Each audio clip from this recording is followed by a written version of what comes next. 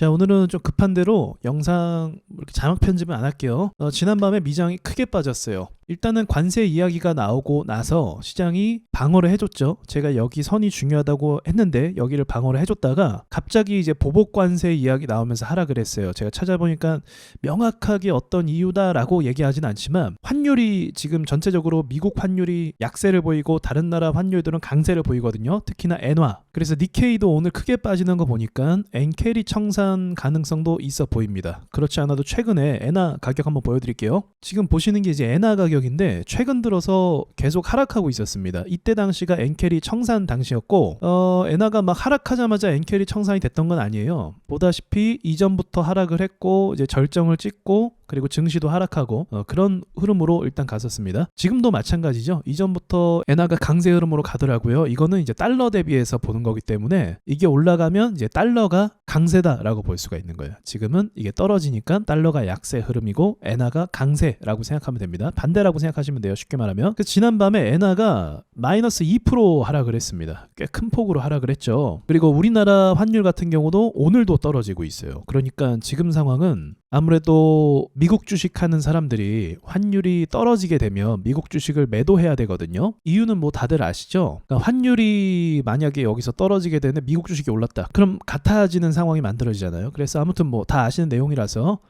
환율 문제가 아닌가 생각하고 있어요. 자, 어쨌든 우리나라 시장은 제가 뭐라고 했습니까? 너무 많이 조정을 받아서 어느 정도 방어를 해줄 거라고 말씀드렸잖아요. 마침 다행히 좀 특이하기도 하죠. 지난밤에 마이너스 5%가 거의 6% 가까이 나스닥이 하락을 했는데 우리나라 시장이 그렇게 크게 빠지지 않더라고요. 시가가 마이너스 0.9%, 한 1% 정도 빠지고 시작했습니다. 그래서 방어를 해주고 오히려 양봉 전환까지도 했었어요, 오전에. 근데 문제는 뭐냐면 여러분도 보셨겠지만 탄핵이 선고되자마자, 그러니까 정확하게 한 22분 정도의 탄핵을 선고했거든요. 그리고 나서 23분부터 주가가 계속 지금까지 빠지는 중입니다. 그러니까 시장은 탄핵에 대해서 모르겠어요. 불확실성 때문에 그런지 몰라도 좋지 않게 반영을 했다. 그러니까 이런 부분까지는 좀 예상하기가 좀 어려웠는데 오히려 사람들이 탄핵이 되면 뭐 시장이 안정화되는 거 아니야? 뭐 그렇게 생각하는 분들도 있었던 것 같더라고요. 아무튼 뭐 시장이 지금 상황이 좋지가 않게 너무 급락을 해버렸습니다. 고점에서부터 거의 마이너스 3%까지 빠진 상황이에요. 전반적으로 증시가 반등 자리에 놓여있긴 하거든요. 700포인트도 중요한 지지선이었고 그리고 지금 가격도 중요한 지지선입니다. 그래서 670이죠. 670을 밑으로 깨지면 이거 굉장히 안 좋은 신호라고 생각했는데 그 위에서 시작이 됐기 때문에 방어가 됐어요. 근데 지금 탄핵 이후로 주가가 또 하락하고 있단 말이죠. 그래서 여러분은 이제 어떤 기준으로 보셔야 되냐면 670 아래로 어떻게 움직인지를 그걸 보셔야 돼요. 근데 이제 어쨌든 뭐 한두 달 정도 지나면 또 회복하는 그림으로 간다고 봐요, 저는. 그래서 더 빠진다 할지라도 결국 또 이제 이전 흐름처럼 이렇게 회복해줄 가능성이 있다고 전 보고 있는데 당장은 불확실성 때문에 증시가 좀 악영향을 받을 것 같아요. 그래서 만약에 가치 투자식으로 좀 밑에서 잡으신 분들은 추가적인 하락을 좀 감수하셔야 될 것 같고 최근에 뭐 단기 매매로 들어가신 분들 있잖아요. 이런 분들은 좀 비중을 축소하는 게 좋을 것 같기도 하고 더 밀려 나갈 수도 있기 때문에. 그리고 또 중요한 게 마지막으로 삼성전자가 회복해 줘야 되거든요. 그쵸? 제가 몇 번 말씀드렸던 부분. 어느 가격을 찍고는 이제 올라와 줄 것 같은데 문제는 필라델피아 반도체 지수가 지지선을 크게 이탈해 버렸어요. 자, 이거거든요. 여기서 받아줬어야 되는데 반등 나왔어야 되는데 여기서 이렇게 지금 밀려버렸습니다. 하락폭이 심해서 기술 반등은 가능할 거예요. 이런 기술 반등은. 근데 일단 중요한 지지선을 이탈했기 때문에 그렇게 긍정적으로 보이지가 않아요. 그래서 반도체 쪽도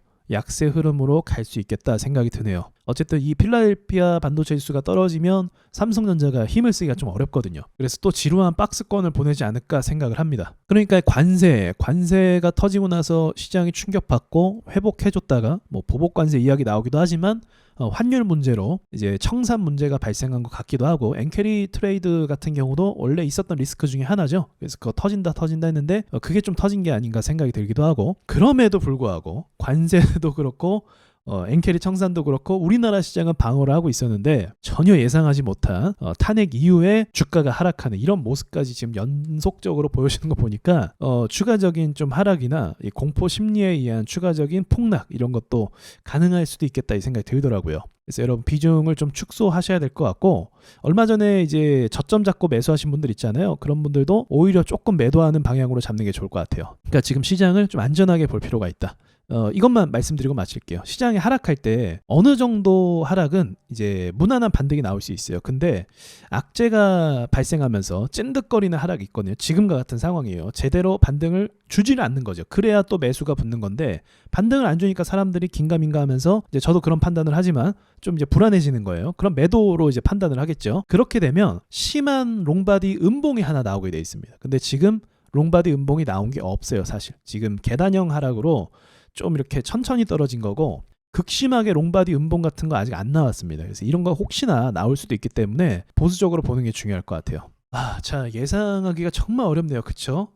보통의 상황에서는 무난한 반등을 생각했을 수도 있는데 정치적으로 이런 불확실성이 또 한 번 발목을 잡는 상황인 것 같습니다. 그러니까 현금화를 좀 적극적으로 하실 필요가 있다. 기회가 또 올 거예요. 어쨌든 700포인트 쪽으로 가고 싶어하는 움직임도 보였고 그리고 670 방어해주고 있는데 이거 깨면은 뭐 근데 좋지 않으니까 670 기준으로 일단 코스닥 보시면 되는 거고 그 밑으로 이제 투매가 좀 심하게 떨어진다면 좀 극단적으로 625포인트 여기까지도 좀 생각해 볼 수 있겠죠. 그러지 않았으면 좋겠지만 일단 분위기상 후퇴하는 게 맞는 것 같습니다. 여기까지 말씀드리고 마칠게요.